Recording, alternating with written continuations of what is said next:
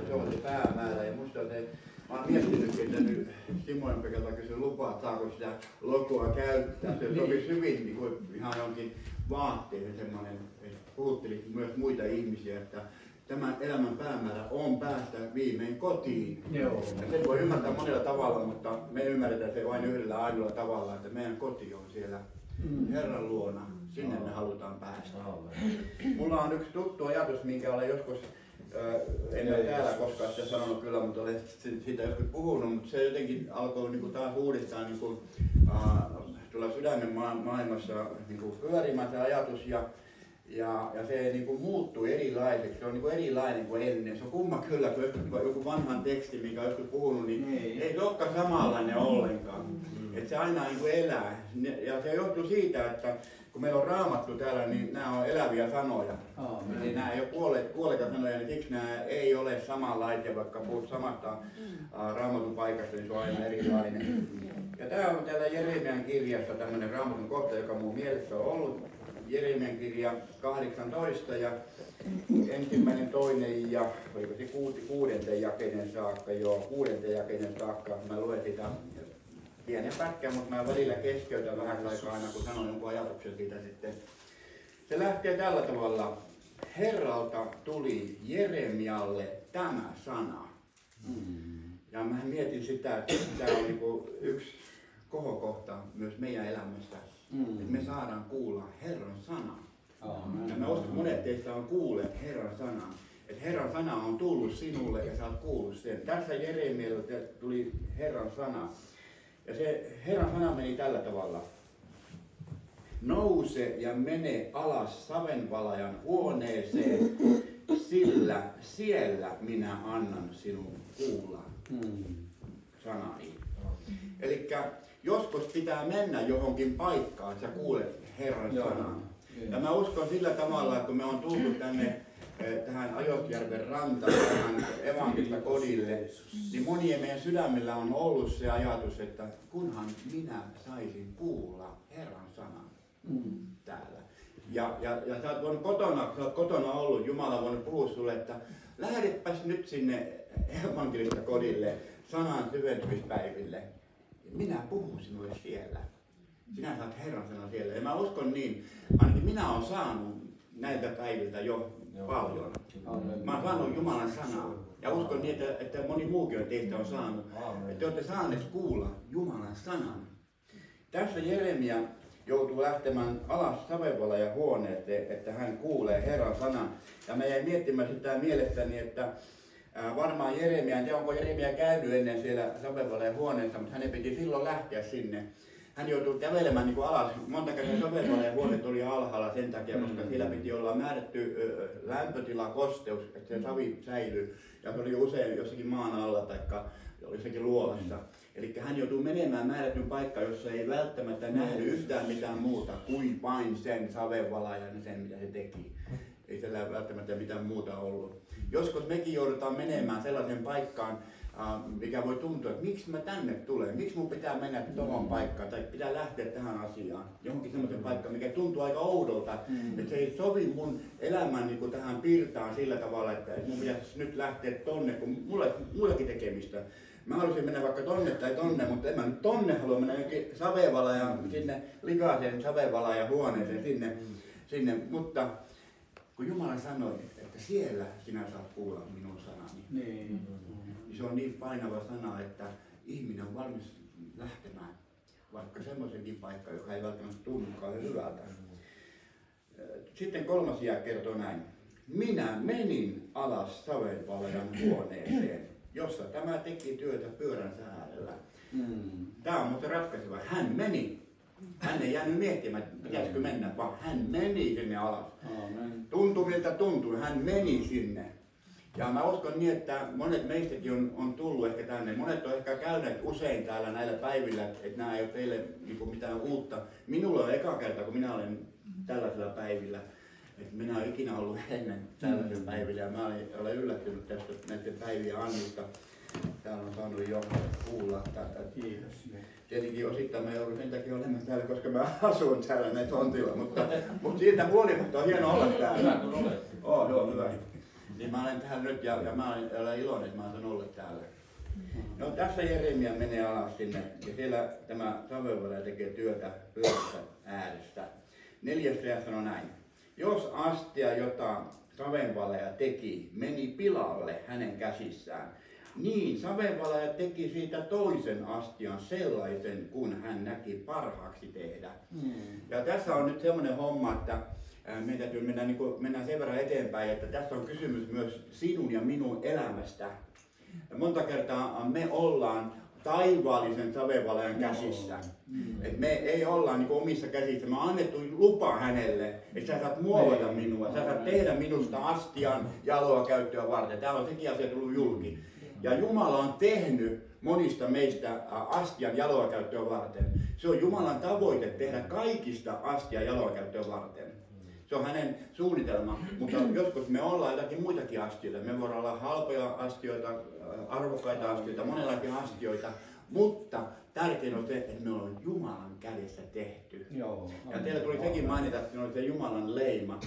Niin kun hyvä savenvalaja löi oman peukalon kuvan aina sinne astiaan. Se on hänen peukalon kuva siinä kupissa. Kaikki tiedät, että se on se savenvalaja tehnyt tämän kupin. Se on sitten minkälainen kuppi tahansa, se on se savenvalaja tehnyt, jonka peukalonjälki siinä on. Ja meistä on Jumalan sormenjälki. Sinussa ja minussa on Jumalan sormenjälki, se on meidän hengessä, meidän sielussa, meidän sydämessä se sormenjälki. Ja se on siellä, se on merkki siitä, että Jumala on sinut tehnyt. Amen. Mä kiitän Jumalaa siitä, että mä saan olla niin arvokkaiden ihmisten kanssa siinä mielessä, että te olette ymmärtäneet, kuinka arvokkaita te olette. Te olette antanut hänelle luvan, että minä haluan olla sinun pöydällä. Tässä Jeremia menee sinne ja hän näkee tämän asian, kuinka voi käydä joskus, että se astia voi mennä rikki. Mä olen mennyt rikki. Ja mä uskon, että moni muukin teistä on voinut mennä rikki. Käyttö, missä on käytetty, on rikkonut astian. On joutunut ehkä sellaisen käyttöön, mikä ei ollut välttämättä hyvää. Se on hajottanut tai satuttanut sinua, mihin sä oot joutunut. Ja sä oot mennyt rikki siellä. Mutta savenvalaja, Jumala, valvoo sitä. Jos astia menee rikki, niin Raamattu sanoo tässä sillä tavalla, niin savenvalaja teki siitä toisen astian. Amen.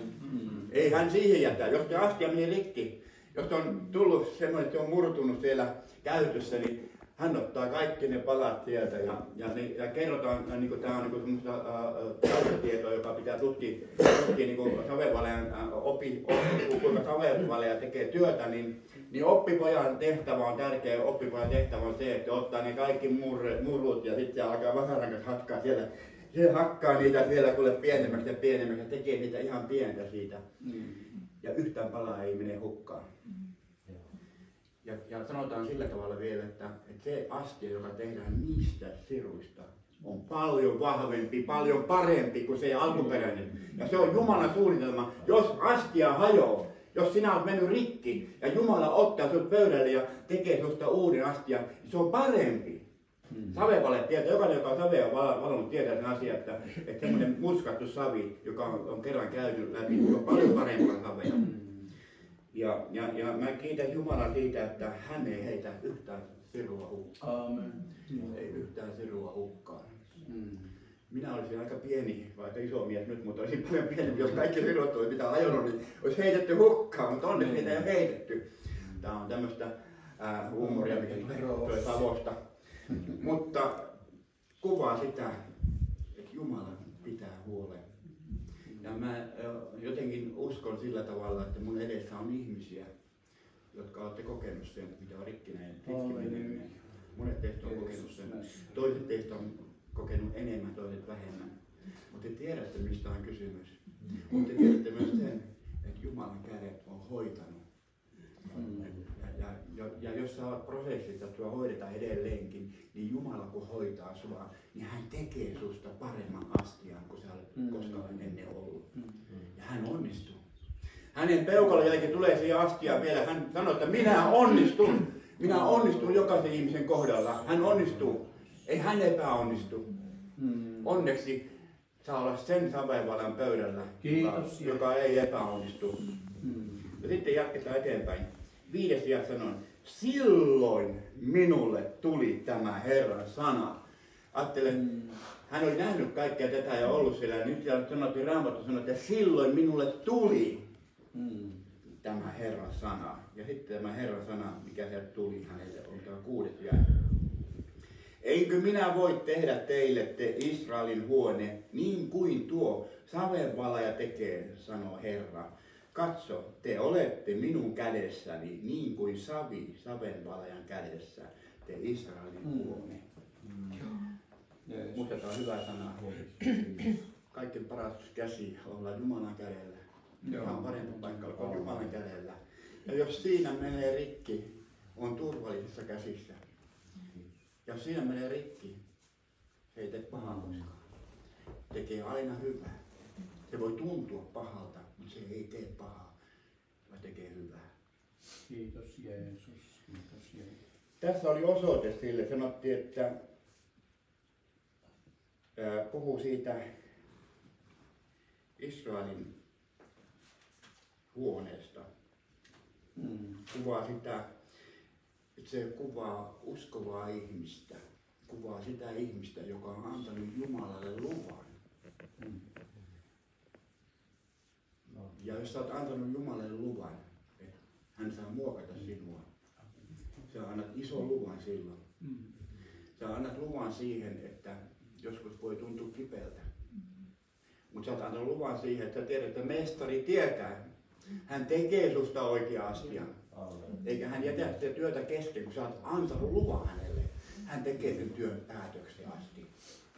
Kiitos, kiitos Jeesus. Ja alkupiste ennen kuin me mennään sille vaiheelle, ennen kuin se ottaa sen möykyn, ennen kuin pistää sinut ja minut siihen reijalle, siihen pyörälle.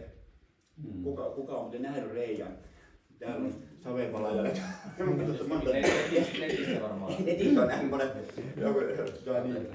Mä en ole ikinä, kyllä mä olen nähnyt myös netissä sen kuvan, mutta en mä sitä sen enempää oikein tiedä, kuinka se toimii, mutta ne, jotka on tehnyt sitä, tietää sen, että se nostetaan se savi siihen. Mutta sen saven pitää käsitellä ennen kuin se on valmis siihen tehtävään. Ja se on se yksi asia, mitä Jumala tekee meille. Hän valmistaa sen. Hän on tehnyt paljon työtä jo ennen sitä, ennen kuin hän aloittaa niin kuin sen astian tekemisen. Ja yksi tärkein asia, mikä tehdään savelle, on se, että savi pestää ensin aina. Tämä on semmoista tietoa, mitä mä en tiedä, koska mä en ole savenvalaaja, mutta mä olen tätä jostakin netistä onkinut. Savi pestää, se on ihan puhdasta se savi. Ja mä uskon niin, että meidätkin on pesty Jeesuksen veressä. Meitä on pesty. Kiitos. Me ollaan puhtaita. Me ollaan silloin sellaisia, mitkä voidaan asettaa mestarin pöydälle. Meitä on puhdistettu, meidän synnit on annettu anteeksi. Jeesuksen veri on pessyt meidän puhtaaksi. Se on tärkeä ehto siinä, että mestari ottaa sen omalle pöydälle. Se on pesty puhtaaksi. Ja sitten alkaa toinen vaihe, ennen kuin se on pesty, alkaa vaivaaminen. Sitä vaivataan savea. Mä en tiedä kuinka se tekee, mutta savea vaivataan kovasti. Se kuuluu saveen olemukseen, se pitää vaivata. Vaivata.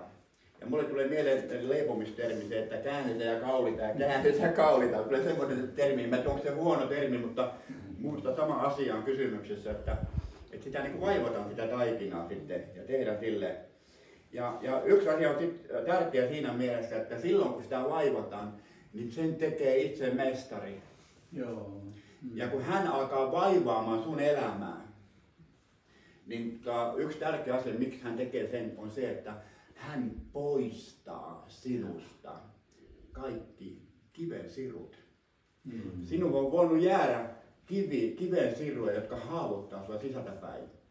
Sä voit olla mennyt rikki elämästä ja sun sydän on haavoilla. Mestari tietää, hän hoitaa, hän vaivaa, hän tuntee omilla sormillaan sieltä saveen keskeltä kaikki ne kiven sirut ja hän ottaa ne pois, ne mitkä haavoittaa sinua. Hän haluaa tehdä sun elämän sellaisen, että mikään sisältäpäin ei voi haavoittaa sinua. Hän haluaa puhdistaa, parantaa sun sydämen haavat.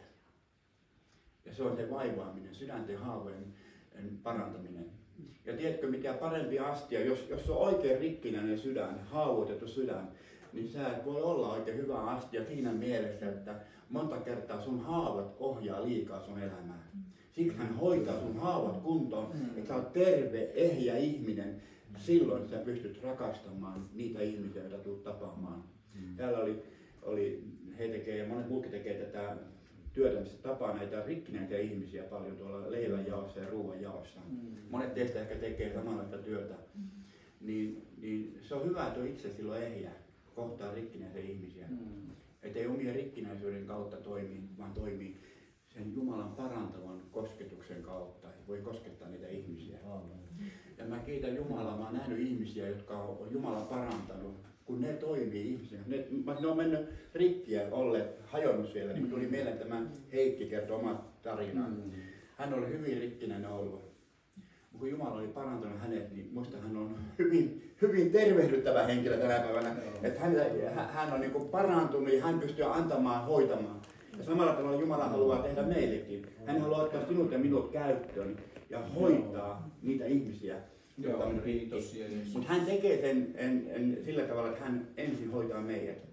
Ja Raamattu puhuu siellä, onko se Johanneksen kirjeestä muistaakseni, katsotaan, mutta varmistan, että tuli mieleen tästä kohta nyt, että en nyt puhu ihan omia, niin Johanneksen kirje 4 ja 19.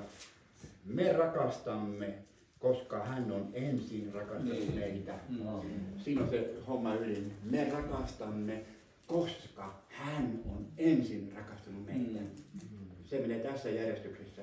Jos yrittää jossakin muussa järjestyksessä mennä, niin voi tulla pahaa jälkeä.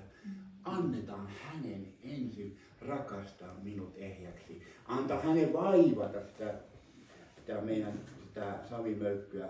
Ottaa ne kaikki kivenmurut pois sieltä saven keskeltä, jotka haavoittaa.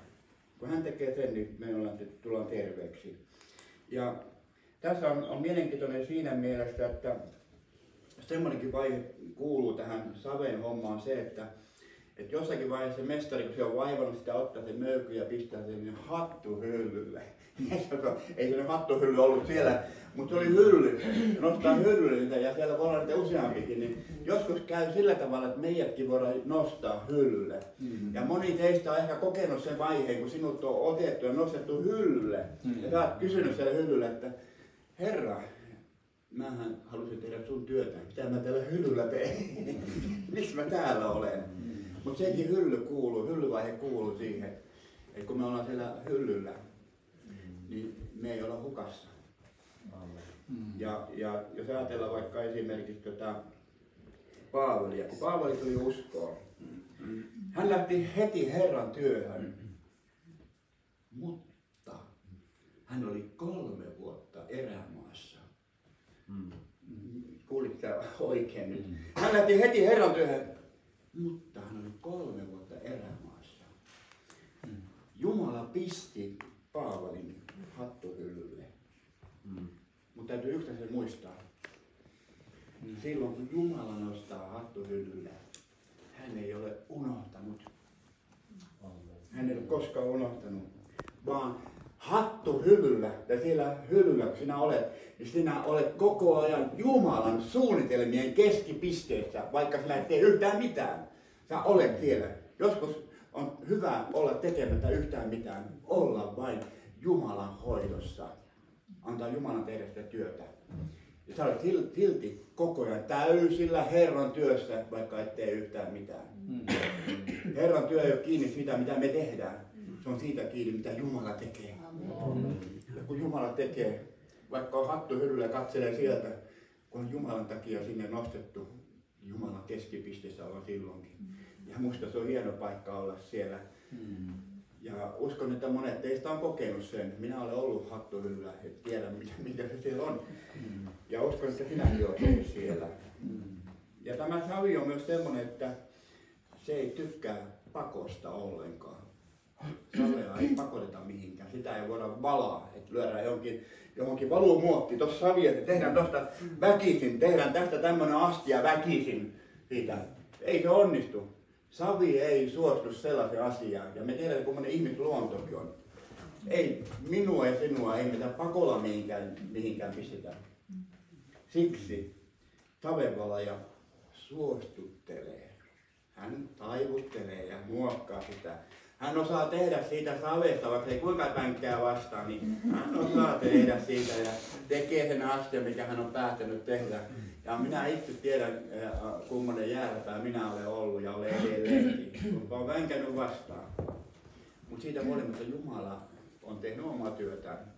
Hän vaan muokkaa ja kääntelee ja vääntelee sitä aikansa ja kyllä siitä pikkuhiljaa sitten muokkautuu. Ja täällä Raamattu sanoo semmoisen ajatuksen, että Jeremian kirja 27 sanoo näin. Sinä olet taivutellut minua, Herra, ja minä olen taipunut. Kiitos Jumalalle. Se taivuttaminen joskus on kova paikka. Se on yksi kovimpia paikkoja olla siinä Jumalan taivuttelemalla, kun hän taivuttelee ja muokkaa. Ei millään haluaisi. En mä halua eikä minusta ole tohon. Niin kuin eilen oli se öljypullosta, tuli mieleen heti se, kun se pieni öljypullo, että ei, mulla on noin vähän öljyä, enhän minä voi tehdä mitään, niin monta kertaa niin silloin Jumala taivuttelee, no kyllä se riittää, vähän taivutellaan tässä, niin kyllä riittämään se pieni öljy. Et vaikka kuinka vähän, kun se annetaan Jumalan käyttöön, se on enemmän. Ajattelepa lesken ropoja, hän pisti 2 ropoa sinne. Ja Jeesus sanoi, että hän pisti enemmän kuin kaikki muut. Ei Jumala ole kiinni sitä, mitä meillä on ja mitä me annetaan. Hän on kiinni lähinnä siitä, että mä olen valmis siihen, vaikka mulla ei paljon mitä olisikaan. Jeesus. Jumala voi käyttää niitä pieniä eväitä. Ja täällä Jesaja sanoo näin, 65:2. Koko päivän minä olen ojentanut käsiäni uppiniskaista kansaa kohti, joka vaeltaa tietä, mikä ei ole hyvä. Mä mietin, kuinka meidän Suomenkin kansa on vähän tämmöinen kansa. Me ollaan suomalaisina tämmöiset, me vänkätään ja mennään tietä, joka ei ole hyvä. Ja Jumala haluaa ojentaa.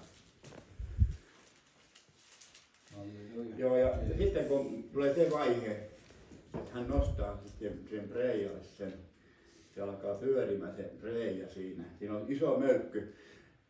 Aina kun katson, mä en näe yhtään mitään astia siinä. Mä näen semmoisen kasan vaan savea. Ja moni muukin voi nähdä sen, että siinä on vaan kasa savea, että tosta ei mitään tule. Mutta tämä meidän mestari ottaa molemmat kädet käyttöön. Ja tämä on musta hieno kuva. Tämä niin mulle yhtäkkiä aukesi tämmöinen kuva siitä, että kuinka hän tekee sen. Hän ottaa molemmat kädet käyttöön. Ei hän tee sitä niin kuin vasemmalla kädellä. Joku ajattelee, että Jumala tekee vasemmalla kädellä. Ei hän tee vasemmalla kädellä. Hän ei tee oikealla, hän tekee molemmat kädet. Hän tekee sun elämässä työtä, hän ottaa molemmat kädet käyttöön. Koska sä oot niin arvokas ihminen. Sun arvo on niin suuri, että hänellä on varaa pistää molemmat kädet käyttöön. Ja silloin on tarkoitus, miksi hän tekee. Ei se ole sattumaa, että hän tekee näin. Kun hän tekee sen, se pyörii se savimöykky siinä, niin hän pistää kädet tälleen. Toinen käsi menee sisäpuolelle, toinen ulkopuolelle. Ja se astia syntyy niiden käsien välissä. Se pyörii siinä ja hän muokkaa niiden käsien kanssa sen astian muodon. Ja toinen käsi tekee sisäpuolta ja toinen tekee ulkopuolta yhtä aikaa. Hän tekee sen samanaikaisesti sen astian. Hän tietää koko ajan kuinka paksu seinä siellä on. Hän tuntee sen. Hän tekee juuri oikean seinän vahvuuden sinusta. Hän tietää mitä sä kestät. Hän tekee sinusta sellaisen, että sä pysyt pystyssä ja sä kannat sen mitä hän sulle antaa. Hän tietää sen. Ja kun sä annat luvan hänelle siihen, niin hän tekee sinusta sellaisen astian, joka varmaan toimii. Ja mä olen miettinyt sitä, että se on hieno asia, kun Jumala tekee sillä tavalla, että hän hoitaa molemmat puolet yhtä aikaa. Ja mä mietinkin sitä sanaa. Mikä sana mulle tulee mieleen siitä, kun tehdään tälle 2 käden kanssa ja yhtä aikaa? Miksi näin pitää tehdä? Eikö hieno tehdä ensin ulkopuoli ja sitten sisäpuoli erikseen näin? Mä tekisin sillä tavalla, että mä en ole savenvalja, sitten nähdään, kun mä en ole savenvalja, mutta onneksi mulle ei tarvitse tehdä sitä. Mä tekisin näin tyhmästi. Et miksi pitää tehdä sillä tavalla näin? Niin jotenkin niin mä koin, että Jumala antoi mulle yhden sanan. Mä koin, että Jumala antoi sen mulle sanan. Hän sanoi, että kun hän tekee astian näin, 1 sana riittää siihen. Miksi hän tekee sen näin? Hän haluaa tehdä aidon. Aidon. Aito on se sana. Hän tekee sinusta aidon ihmisen. Hän ei tee susta kopioa. Sä oot aito, ainutlaatuinen, uniikki. Ei ole ketään muuta kuin sinä. Ja hän tekee susta aidon ihmisen. Ja hän haluaa tehdä, että sä oot ulkopuolelta ja sisäpuolelta juuri se, mikä sä olet. Että sä et vedä mitään rooleja. Me voidaan ulkopuolella tehdä, että mä tekin ulkopuolella komeen näköinen. Sisäpuolella voi olla ihan mikä tahansa. Mutta se ei ole, Jumala ei kelpaa semmoinen. Hän haluaa, että sisäpuoli ja ulkopuoli on samanlaisia. Ja aitous kuvaa sitä, että sä voit olla juuri se, mikä sä olet. Ulospäin ja sisällepäin. Sun ei tarvitse vetää rooleja, ei tarvitse näytellä. Sun ei tarvitse olla parempi eikä huonompikaan. Sä saat olla juuri se, miksi sä on luotu. Se on se Jumalan suunnitelma, että sä olet juuri se, joka sä olet. Ajattelin, kuinka hieno kuva tuli. Mulle se niin riitti selitykseksi että miksi tehdään, se riittää, että se on aito. Se on silloin se astia, mikä se on. Ja mä en halua enempää käyttää aikaa. Mä otan vaan yhden raamatun kohdan, lyhyen kertomuksen tästä prosessista. Mä otan tämän raamatun kohdan nyt tässä. Se on Jesaja 48 ja 10 ja 11. Ja tämä on raamatun kohta, joka pitää nyt lukea, niin kuin jos haluat lukea tämän oikein, niin sun pitää lukea se alkukielestä. Koska alkukieli kääntää tämän raamatun kohdan hienosti. Se kääntää sen paljon paremmin kuin meidän, esimerkiksi tämä käännös ei kykene sitä tekemään, tämä Raamatun kansalle käännös ja moni muu käännös. Ne on hyvä käännös, mutta se ei pysty ihan antamaan sitä syvällistä sanomaa, mikä liittyy siihen Raamatun kohtaan, mikä mä luen. Ja mä luen nyt sen semmoisen alkukielestä käännettynä tämän version, ja se menee tällä tavalla näin. 48, 10 ja 11. Sä kuuntelet mua, niin sä huomaat, että se on joka erilainen sun käännös, jos sä luet jotakin muuta Raamatun käännöstä. Mä luen nyt sen alkuperäisen käännöksen mukaan, se on niin hiukan erilainen, mutta musta on syvällinen. Kuuntelepa, mitä tässä sanotaan. Katso, minä olen sinua sulattamalla puhdistanut, mutta en niin kuin hopeaa. Mutta en niin kuin hopeaa. No, mä katsoin, että siinä varmaan tulee yksi kohta varmaan muutos, että siellä puhutaan hopeaa. Jumalan sana sanoo, että hän ei tee niin kuin hopeaa. Sitten jatkuu. Olen koetellut sinut ahdistuksen ahjossa. Tässä sanotaan, että olen koetellut, voidaan kääntää myös tutkinut ja testannut. Jumala tutkii ja testaa, kun hän koettelee. Ja sinut ahdistuksen ahjossa ja voidaan sanoa, että köyhyyden tai kurjuudenkin ahjossa. Tämmöisiä sanoja löytyy valkokielestä. Mutta sitten mennään tärkeäneen kohtaan. Itseni tähden minä sen teen. Ajattelepa. Jumala tekee sen itsensä tähden. Hän tekee itsensä tähden sinusta minusta sellaisen kuin hän tekee itsensä tähden. Mä kiitän Jumalaa, että mä en saa olla semmoinen kuva, mikä Jumala haluaa tehdä. Hän tekee itsensä.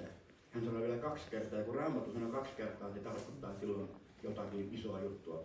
Raamattu säästää sanoja. Jos Raamattu käyttää 2 kertaa tai 3 kertaa jonkun sanan, niin silloin on iso merkitys Raamatussa. Ja tässä hän sanoo, että itseni tähden minä sen teen. Sillä voisiko antaa häväistää itseäni? Voisiko antaa häväistä itseäni? Jumala ei anna häväistä itseään. Hän tekee meistä astian. Hän tekee sitä kunnia-astian itselleen. Raamattu sanoo, että kunniaani minä en anna toiselle. Jumala ei jaa omaa kunniansa. Hän haluaa tehdä meistä astian hänen kunniakseen. Ja hän ei häväisi. Nyt mä kerron sen loppuun sen tapauksen, mikä tapahtui joku aika sitten. Yksi kaveri soitti mulle, yksi maanviljelijä soitti mulle, nuori maanviljelijä, semmoinen 40 maanviljelijä, hän oli hyvin masentunut. Oli kevät aika ja hän oli todella masentunut. Mä en jaksa tehdä kevättöitä, mulla ei ole kevättöitä tekemään. Mä en kykene tekemään mitään. Mä en pysty tekemään yhtään peltohommia masennuksen tähden. Ja hän sanoi sitten, hän kertoi mulle tämän kertomuksen, mitä sitten tapahtui. Hän sanoi, että silloin Herra sanoi minulle, kun hän oli sen masennuksessa. Herra sanoi minulle, tämä oli uskova nuori maanviljelijä. Siinä me nähdään, kuinka Herra pitää huolta. Herra sanoi minulle, mene tuohon kokoukseen, joka pidetään tuolla talossa, jossakin seurakunnassa, missä se nyt olikin. Jumala antoi hänelle selkeät ohjeet. Mene sinne taloon kokoukseen. Niin kuin tässä Jeremiakin sanoi, että mene alas Savenvalajan huoneeseen, niin tämä mies sanoi, että mene sinne kokoukseen. Ja hän ajatteli, että no minä menen sitten sinne kokoukseen. Hän ajatteli, että en mä jaksa lähteä, että mä olen niin väsynyt. Mutta Jumala sanoi menee, niin mä menen sen takia, että Jumala sanoi, vaikka viimeiset voimat on kysymyksessä, mä raahustan sinne kokoukseen. Hän meni kokoukseen. Ja siellä kokous meni, siellä talossa puhui joku puhuja siellä ja se puhui ja se istui siellä peräpenkillä varmaan hyvin masentuneena ja synkkänä näin se oli siellä ja yhtäkkiä hän kuulee korvissaan, se saarnaaja sanoo sanat. Ja ne niin kuin 10 000 volttia olisi iskenut hänen tänne sydämeen. Hän kuulee jonkun sanan. Hän ymmärsi, että nyt Jumala puhuu hänelle. Että nyt Jumalalla on, vaikka on paljon kuulijoita, niin Jumala puhuu nyt hänelle. Sille, joka on masentunut, joka on kaikki ajatellut, että elämä on tässä, niin Jumala puhuu hänelle nyt. Ja hän koki sen niin kuin 10 000 volttia olisi tullut tuonne sydämeen heti. Ja siinä se sanoi se saarnaaja sellainen sana, että jonkun sanan. Hän koki, että Jumala sanoi, että kuuntele. Tee niin kuin tuo saarnaaja sanoo. Ja mies kertoi mulle sitten, että hän lähti kotiin siitä, oli edelleen masentunut. Mutta hän muisti sen. Ja hän ajatteli, että minä teen sen, mitä se saarnaaja sanoi. Minä teen sen. Ja hän meni kotiin. Hän ei kertonut mulle sitä, mä olisin halunnut kyllä sen kuulla, mitä se oli, mutta hän ei kertonut mulle sitä, mitä se oli se sana. Mutta hän teki sen sanan mukaan. Hän sanoi, kun hän sen sanan mukaan teki ja toimi. Ja hän koki, kun alkoi masennus haistumaan. Joo, kiitos. Masennus lähti pois. Ja hän kykeni tekemään kaikki ne työt, mitkä hän oli edessä. Mitä hän ajatteli jää tekemättä sen takia, koska Jumala kosketti. Ja mä ymmärsin, että siinä Jumala valvoo omia saviastioitaan. Hän tiesi, että nyt tuo saviastia, nyt se tarvitsee tämän. Ja Jumala kosketti. Rukoillaan tästä ja kiitos. Herra, kiitos siitä, että Oi Jeesus, Herra, tästä päivähetkestä, Jeesus. Kiitos. Herra, me kiitetään siitä, että sinä, Herra, olet savenvalaaja, joka teet meistä astioita ja taloa käyttöä varten. Herra, me ollaan eri vaiheissa prosesseissa ja ollaan ehkä kuljettu eri vaiheista.